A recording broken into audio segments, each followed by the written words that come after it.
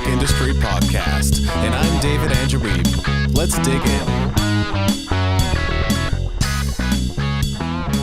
Today I'm chatting with the founder of Unconventional Life, Jules Schroeder. How are you today, Jules? I'm doing wonderful. Good to be here. How are you doing? I'm doing great. Thank you for asking. So you're an entrepreneur, musician, speaker, and podcaster. I'm sure there are other things you do and other titles you have, but just so we can create a bit of a context for my listeners, how would you describe what you do? Yeah. Well, at times, people have come to my website and said, it's a little ADD. It's kind of sporadic. Like, who are you? Because you'll see stuff like, on my Instagram, you'll see travel photos. You'll see me leading workshops. You'll see me in the recording studio on performances. You'll see me snowboarding. I was a sponsored snowboarder for a while. And I think at the essence of it, I'm very multi-passionate. And for so long, I used to think that was a problem. That, like I like doing all these different things and that I didn't have much focus. And what I actually realized is that as I've learned to own all of the different areas of self-expression, literally created my company, Unconventional Life, almost as a home to embody the non-traditional.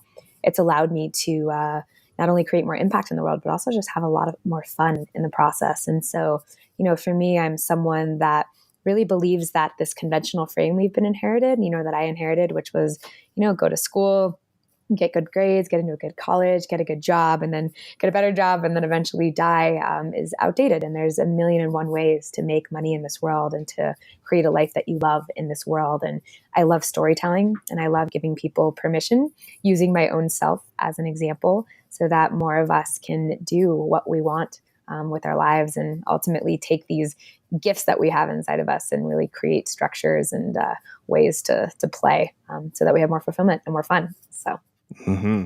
And by way of a couple of comments, I think that movement is beginning to grow. The whole thing about multipotentialites. I think Emily Wapnick at puttylike.com, that was one of the first times I'd heard it's okay to be, involved in a variety of different things and pursue what it is that you want to do and enjoy every aspect of that, which is really cool.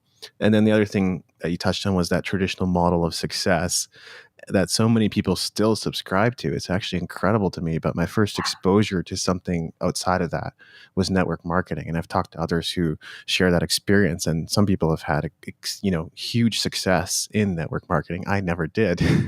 I would love to say that I exceeded in every area of life. And that hasn't necessarily been the case. I felt more so that everything that I was involved in pushed me to what I'm doing today. Pushed me closer and closer and closer towards the music entrepreneur HQ and being engaged in that side of things. So everybody's story is unique in that regard, but it's cool to hear that. I think a lot of people do need to hear that and just to wake up to that reality. Absolutely. And especially like as creatives, I find that part of being the artist is one that allows emotions or forms of expression or gifts to flow through them. And often I've felt misunderstood in my life many times. Just because of how I interacted with the world and how I create in the world.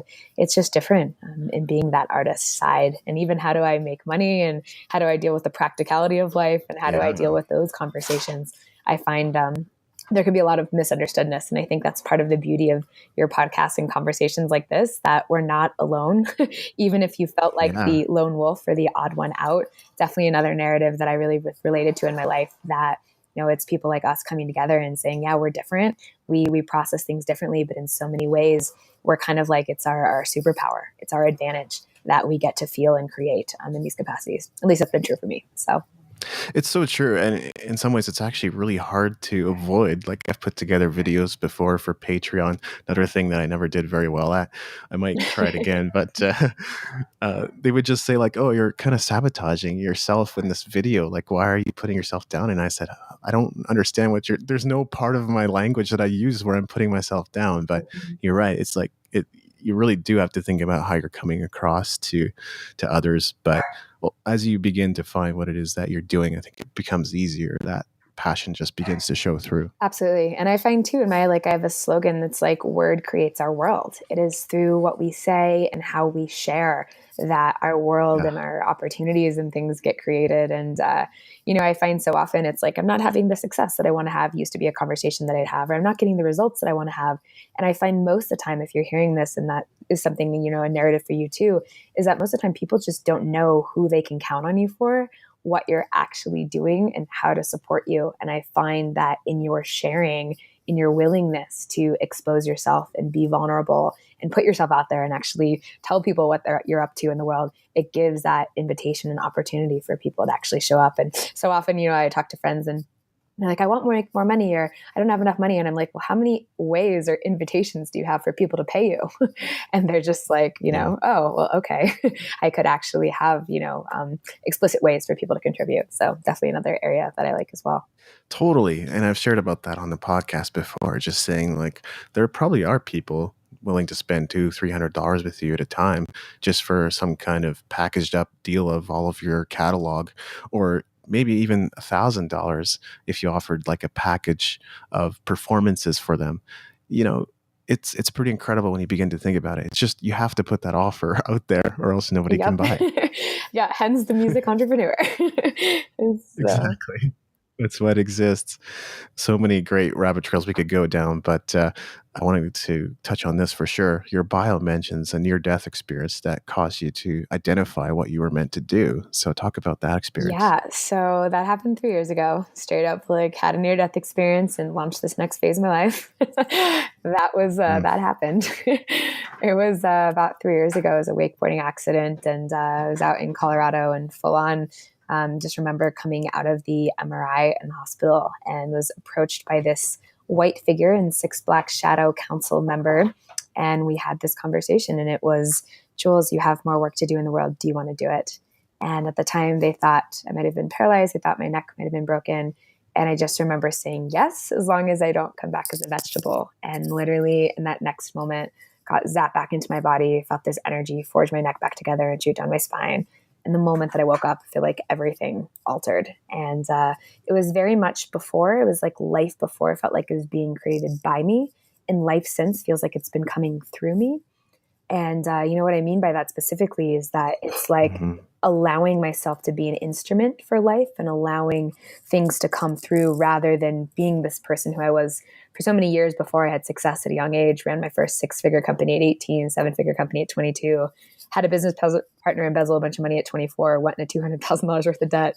Like, I was very much on a mission of one success peak to another success peak before, and I could never actually appreciate the success I had. And I always felt like I had something to prove. Like, no matter what I did, it never felt like it was enough. No matter what I was creating, I never felt satisfied or fulfilled. It was like, if I could just make this amount of money, and then I'd make it, and then it would be like, oh, well, that still doesn't feel like enough. And it was like a false summit after a false summit. And, honestly, having a business partner embezzle a bunch of money at the age of 24 and lose all the societal things that we're taught to value of what's important in terms of success, in terms of money and career and status and those things, I got to this beautiful rock bottom place. And it was like, well, who am I without all of these things? And, that near-death experience was just a year after that. And I felt like it literally was the nail in the coffin almost that catalyzed me into this next phase. And, I just remember it was about 3 weeks after the accident, and I get a call from the UN, and it's like, hey, like, we would love to invite you to be a global ambassador for education, like at the UN. Can you be here in 3 weeks? And I was like, still in a neck brace. I'm like, this isn't really the best time, but okay. And so I said yes to going to the UN, and I was on my way there. And then Forbes was like, hey, we heard what you're doing. We'd love to invite you to Forbes 30 under 30. Flash forward shortly after that, they're like, do you want to start writing for us? And I had no journalism experience, no blogging experience, and was just like, you know what? I want to tell stories. I was like, I have an idea for a podcast. And they're like, let's partner and make this a podcast, at Forbes 30 under 30 and call it Unconventional Life. And I just remember being outside the hot springs in Iceland, like launching my first ever blog post and podcast to the world, like, holy shit, I'm either totally crazy or I'm really onto something. Like, what am I doing? Like, how did I get here? And it ended up being really successful. And, since that moment, like, we've reached millions of people in over 75 different countries through the Unconventional Life podcast and through, the Forbes column, and then has shifted into these live events that we do where we bring together creatives and entrepreneurs and artists, for these masterminding events all over the world. Like, we've got one coming up in Bali. And so more than anything, when I look back to that wakeboarding accident, back in 2015, it's just like life keeps flowing through. And my ability now in this new operating system to just say, yes, I want to be used as an instrument. I find we all have that in our capacity, and just to trust and to allow rather than to prove and go after. And it's like this hustle culture. I think there's a lot of beauty in the space and just the receiving that can often get missed. And that's at least where my access point for growth and success comes from. Yeah, that's incredible. And again, so many rabbit holes we could easily go down there. One, I will just say, I can relate to the spiritual experience. I've had some myself. There was one time I went through the earthquake in Japan. It was the Hanshin Awaji earthquake. I think it was a 7.2 magnitude. So yeah, pretty serious earthquake, and got shaken up at 5:40 in the morning or something like that. And then we're walking through the kitchen downstairs, and there was glass all over the floor because the china had broken. And even though my mom had said, put your socks on, put your shoes on, put everything on, I just walked across it without anything. Wow. And I think my sister did as well. And we were both completely unharmed. So we don't have any explanation for that beyond like adrenaline and maybe some protectors, some unseen protectors. Totally. Yeah. I mean, and I don't know if you find it to be true for you too, but for me, like, one thing around that and how I even relate to death and like what happens after we die, like, I had this visceral experience, and I just call it the frequency of love in its highest, most pure form. And for me, getting to like touch that experience, it's like, one, it was like no doubt in my mind that there's something more than just living after experiencing that energy, but ultimately this new relationship to like having our time be complete when it's complete, and it being a choice. And in so many ways, like, breathing and living in this body, like, we're all choosing to be alive, whether you're consciously aware of it or not. And I've gotten so attuned to that as purpose, not necessarily clarity of like, now I know exactly why I'm here and exactly what I'm doing, but just the openness that I'm here for more as an instrument of service. And I find sometimes it's in those moments, at least it was for me with my experience, that it was like, okay, wow, there is something bigger. There is, more in terms of our time. And, unfortunately, I had 3 friends of mine pass away over the summer in a waterfall accident. And it came out of nowhere. They were some of the first to ever be on YouTube and on Instagram. They had this company called High on Life and over like 10 million followers. And they were literally hiking in British Columbia, and one of them slipped into this pool. Her boyfriend went after him, and the other one went after them, and all 3 got swept 100 feet over a waterfall.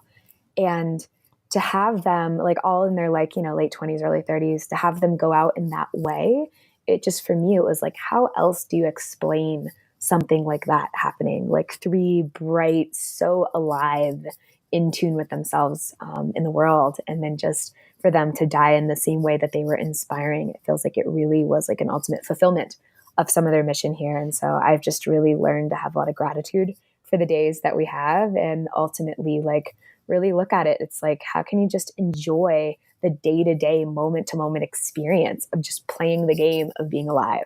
Like, one of the questions I ask myself is like, what is my direct, like, momentary experience of joy that I'm having? Like, not this like eventual when I get this paycheck or when I get to do this trip or when I have this thing. Like, how can I in each moment actually do things that experience joy? And it wasn't until I was on my way back from South Africa a few months ago where I decided to list out everything that I'm doing in my life on a 1 to 10, 10 being like max, like super joy, and 1 being just like need to stop. This is like soul sucking me right away, and realized that most of what I was doing and operating with actually was around a 6 or a 7. And when I really told the truth to myself, my moment to moment joy was mostly coming from CrossFit, from playing music, and from performing and speaking on stages. And I started to restructure elements in my life to actually have more of that. And like, lo and behold, fulfillment increases, opportunity increases, success increases, overall happiness increases. But I find even for those hearing this, I find sometimes it's the thing that keeps you up in the middle of the night, or the thing that you think about in the shower on the way to work.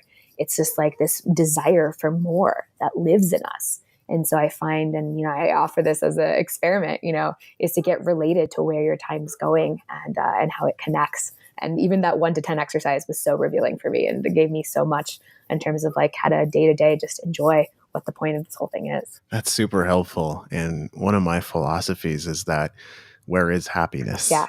It's in the now. Totally. There is no future. There is no past. You don't live in either of those. So if you're not happy and fulfilled now, in a sense, you're never fulfilled and happy. so when will you be happy? There is no when. It's only now, and tomorrow's just another now when you get there. So we've had the opportunity to chat a couple times, and you've expressed your fascination with music entrepreneurship. So what does music entrepreneurship mean to you? Yeah, I love this question. So for so long, like I would call it like, we're all familiar with like the starving artist or like the struggling artist conversation. And for some reason, like musicians and entrepreneurs, I feel like it really comes from the same place, which is just creativity. It's just creation. And for some reason, like there's been in this heritage conversation that, with musicians and like it's more around struggling, and with entrepreneurs, there's more success and more money involved. And if you've actually been an entrepreneur for any time, like there's massive struggle in both. It takes bold courage to be an artist and an entrepreneur. And so I've really seen this segmentation in terms of how we hold these identities, and even how I've held these identities. I remember I was like 18 and I grew up, my dad worked Wall Street in New York City, oldest of 5 girls. And when I went to college, he was like he literally was like, you're not going to pursue music. He was like, that's too risky. There's no money in that. And like, you don't have the talent, and only 1% and whatever can make it. And I really believed him at that age. And for me, I was like, music has to be this hobby. And then I got really, really good at business. But then simultaneously, every time I did music, that was actually what made me feel the most alive. And interestingly enough, when I brought my music into my business, I became more memorable and more people actually wanted to work with me. And more people were like, hey, what are you doing? And so I realized that it was in the integration that the two existed. And for me, this music entrepreneur is this like modern day iteration of what it looks like, at least for me, to be fully owning of both gifts. It's like someone that gets to create in life through just that, through creativity. And I find in my own life, I impact so many people, but it comes through my heart. And I find that's the gift we have as artists, is music cuts through the logical filters. It cuts through the walls. It cuts through the masks and creates feeling. And if I've learned anything over these years, it's people remember feeling from an experience. You might hear a great talk, you might learn something great on this podcast, but more than anything of what I'm even saying, you'll remember how you felt. And that feeling, like that's what I get interested in creating. And I think that's what we get to create as musicians, is spaces that create and move people, that transform and transmit and heal just by what we're being and how we're embodying. And so I focus a lot of my work now in my entrepreneurship from that premise of how do I create feeling. And so often, like I'll lead an event and open it with a song, or I've gotten to be, places like the UN, or literally like one of the things I do is improv, so I can make up full songs on the fly. And I've, channeled literally like in the General Assembly, like a 15-minute set, not knowing what I'm going to say or sing. And then like, let's do it in the key of A minor. Let's do it this way. And allowing my gifts to come through. But coming from this place of creativity and feeling first. And then as a result, I've been able to build a whole business around it. And I think in today's world, it's not just, can you be good at business? And it's not just, can you create art? It's like very much, at least I've found, to be so impact driven. And what are you using your vehicle as good for? And, we're actually creating this Music Impact Summit coming up here in a few months, where we're bringing together some of the brightest artists, Grammy Award-winning artists from different parts of the world, that are using their music as vehicles to really impact the conversation, using music as tools to open people's hearts so that you can then literally connect to people's minds and move initiatives and things that you care about, or things that like, it's time shift in the world for those things to actually start happening.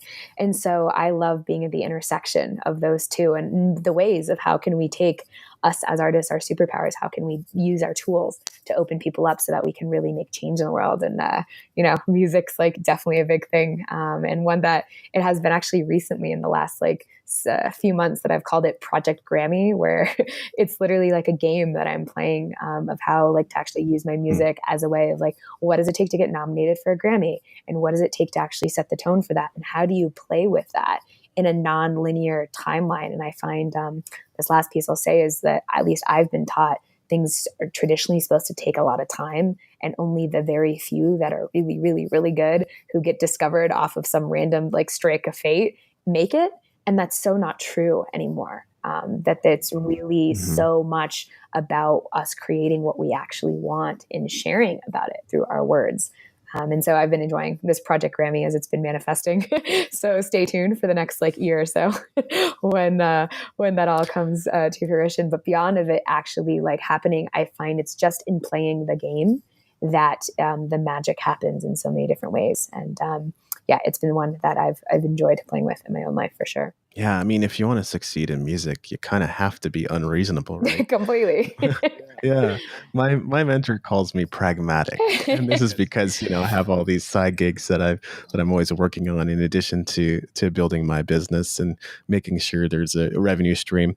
But he also points me as an example of somebody who's able to sustain himself completely just working from home, and that's an incredible opportunity in itself. But the truth of the matter is, I just find a lot of joy in creating.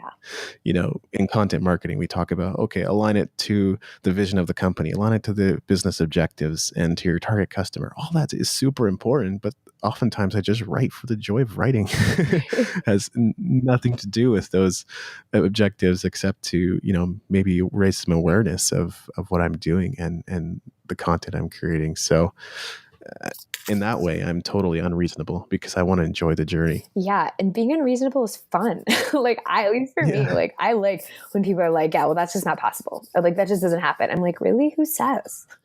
Like why not? Why is it not you? And this is for those hearing this. Like, if you really are living with something deep in you, and you're like, it just couldn't happen. It's just not me. Maybe for that person, but not for me. Like, it's like, why not you? Like, this is like our time now. This is your time now, and you have everything Mhm. you need, like even in listening to this, like if this is the message that you get from this, like you have everything that you need to do exactly what you want and play, be unreasonable. So Totally agree. You've mentioned to me before that the unconventional life is becoming the conventional life. I tend to agree with you, but what do you mean by that? yeah, so when I started Unconventional Life, it was like I said, I wanted more stories, more permission for people to see like all the different ways and career paths that are being like embodied. Like you literally can work online from your computer anywhere. There's Yep. so many different ways, like being a career as an influencer, being a career even through Patreon or through various other platforms.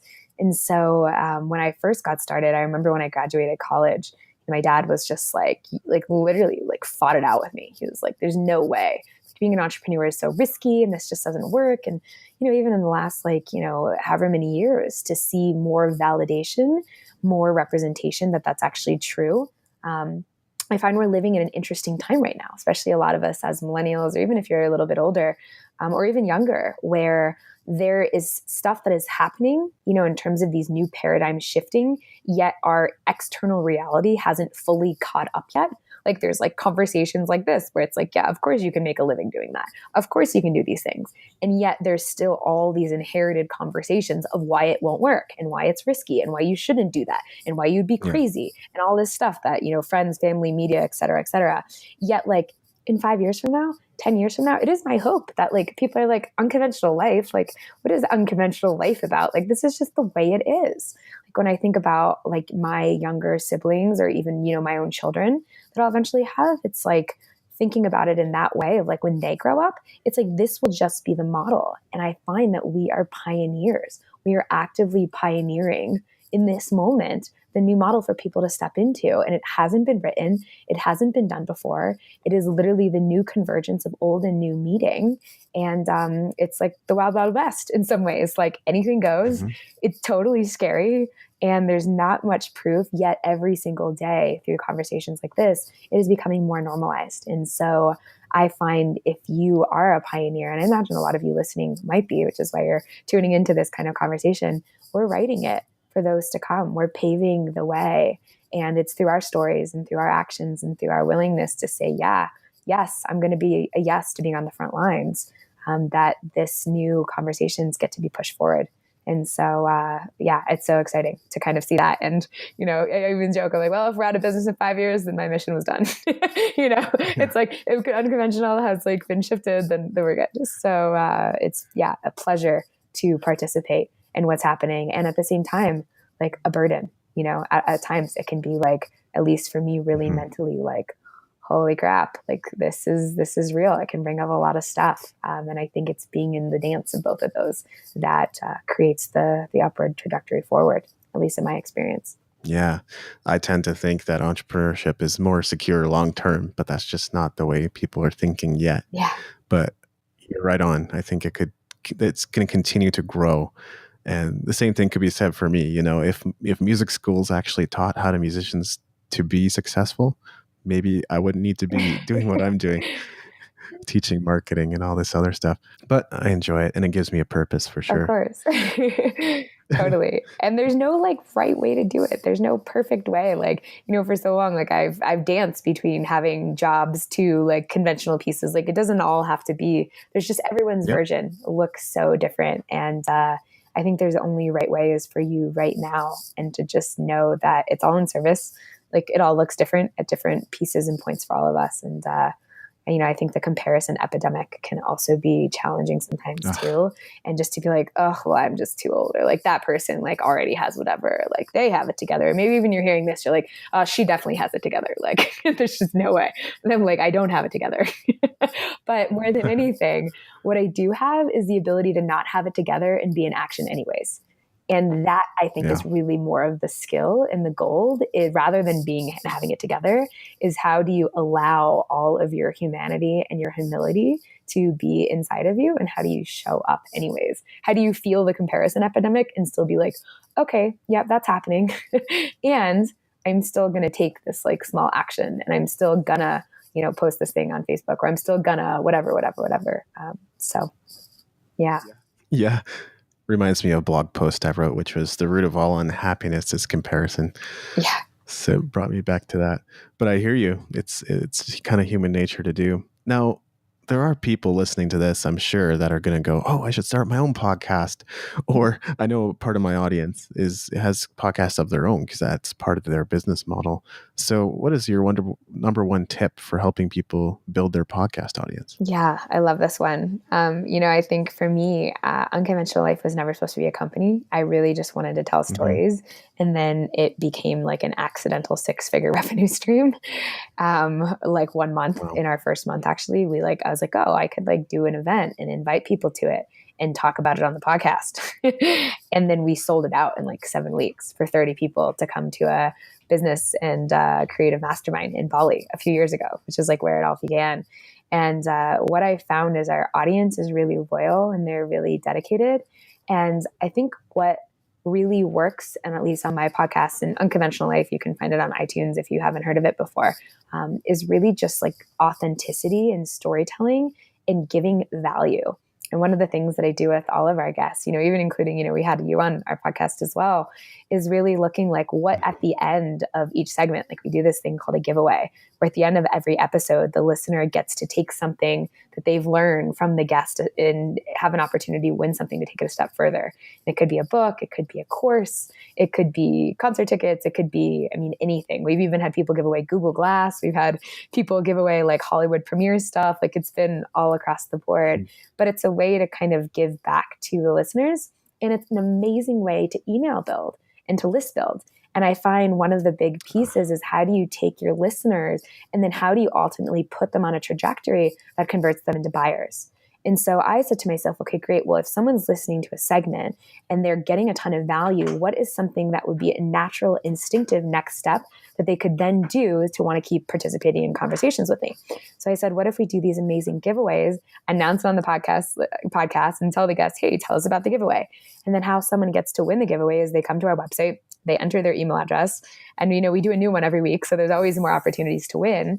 But more than that, we then get to start email list building. And then what I've done from there is we just send out every week. We air our episodes on Monday. We send out an email that says, hey, here's the next episode. And we're just in the business of adding value so that by the time we do decide we want to offer something, whether it's, hey, come to our event, or we're actually in the process of building, a podcast course of like how we've made Unconventional Life a top ranked podcast for entrepreneurs in such a short period of time. Like when we do have these initiatives, people are just, they know, like, and trust us so much that they're like, whoa, well, if you're putting something out there and you never put something out there, like, I got to check it out. And so I think if I were to sum it up, adding a lot of value, creating a really tangible flow to convert people from listeners into buyers, or just into people that can more regularly interact in your community, makes a big difference. And the giveaway was a really big piece for me. And then through your authenticity and your sharing and your discernment of being a filter of what's appropriate and not appropriate in terms of like what will actually be value versus what's noise, gets people to trust you more. And I found that that's worked really, really well for us. And having a diversity of guests has also been really big too. And having a really large global international audience, which at least was important to me when I wanted to cultivate Unconventional Life. Those are really great tips. And it's helped me solidify some things in my mind around my podcast for sure. I can now see the connection between that email list and growing that podcast audience in a way that I hadn't quite seen before, even though I was doing it. Yes. I was just like, oh, okay. I get it. Yeah. Value added. A little bit of an aha moment. So that's great. And this is another thing I'm sure you could answer to. There's just a couple of questions left for you. People every day come to me wanting to contribute to the Music Entrepreneur HQ. It's clear that they see a lot of value in finding a platform for their message. And you found a platform for yourself on Forbes. So how would you suggest people go about finding a blog or a publication that helps them grow their audience? Yeah, great question. I think I almost would think about the question in more of a reverse order, where instead of like going and finding, I find like in who you are being and just in your sharing, see what naturally sticks and comes back to you. And so I can see it in a more concrete way where I have this practice and this tool that I call rapid visioning. And in so many ways, I think about it like nonlinear reality creation. It's like, how do you throw darts, or how do you take actions? And then how do you get feedback and then indicate that for your next action, and your next action? It's like creating more on like a 1, 2, 3, 4 basis, rather than let me set this whole goal. Like I want to have this amazing podcast, and then be like, holy crap, I don't know how to start a podcast. I don't know how to build a list. I don't know how to add value. I don't know how to find a platform. I don't know how to whatever. And then literally like you have a whole mountain of reasons of why you can't. And then you're just like, yeah, that's a really good idea. And like a year goes by and nothing happens. We can all relate to that. But rather to be like, okay, well, what is one thing I do know how to do? Like if that's like my step 10, like how do I come back to my step 1? And then how do I take a bite-sized action there? And then how do I iterate from there to there to there, et cetera? And so case in point, in this, I find, for those hearing this, if you want to find a way to amplify your message in your platform, I would just start throwing some darts. And that could look like doing a Facebook Live. It could look like doing an Instagram video. It could look like, doing a little post on LinkedIn, and just see what, like, that's the action. What is it like to do the action? What feedback do you get? Maybe you'll get a lot of engagement on something and you'll be like, wow, that was so fun. Maybe you interview someone on your Facebook wall and you do a Facebook Live and people are like, oh my gosh, this was the best thing I've ever seen. I'd love to do that with you again. Or like, when are you doing the next one? Or maybe people are like, wow, like no one tunes in. And you're like, yeah, that was a waste of time. And that felt kind of awkward. And I don't really like that. And so I find it's in dart throwing and experimenting that you'll get feedback, one on a personal level, to know if you enjoyed it and if you liked it. And I find that feedback is often overlooked. We're often taught to push through things. I find when you follow your highest excitement and what actually feels in aligned and energizing, it's an indicator of where flow is, and it's an indicator of where success will be, rather than pushing through stuff. So that's the first piece. Notice how it feels for you. And then the second piece is just notice what kind of engagement that you're getting from it. And it might be doing a Facebook Live series where you're like, wow, this got a lot of engagement. I want to keep going. It might look like reaching out to someone like you or someone else that you know and saying, hey, like, I'd love to be on your podcast, or I'd love to do an article. Would you want to feature me? Or it might look at a few blogs that you look up to or publications and just say, see what they're writing about and see what they're doing. And like, could you see yourself being a fit there?